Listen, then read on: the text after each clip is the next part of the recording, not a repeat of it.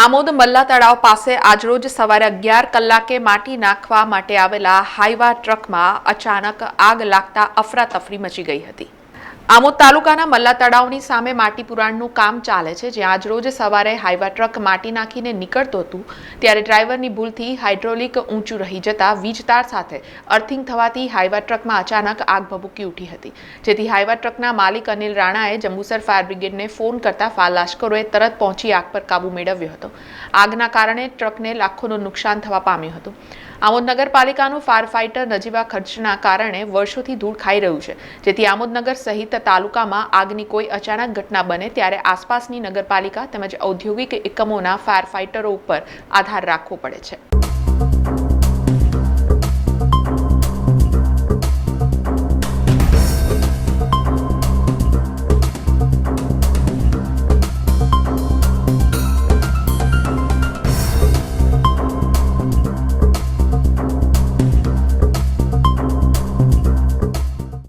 घटना तो एवी बनी कि अहींया अमे माटी काम चाले छे अमारुं अने माटी नाखवा आई हशे गाड़ी।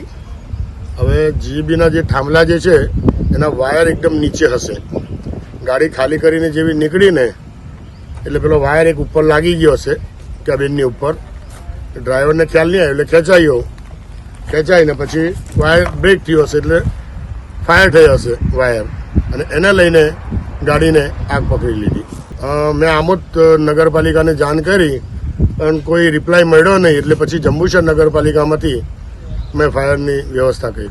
સમાચારોના સતત અપડેટ માટે TNN ન્યૂઝને YouTube પર સબસ્ક્રાઇબ કરી બેલ આઇકોન પ્રેસ કરો અને અમારી સાથે જોડાયેલા રહો Facebook, Instagram અને Twitter ઉપર।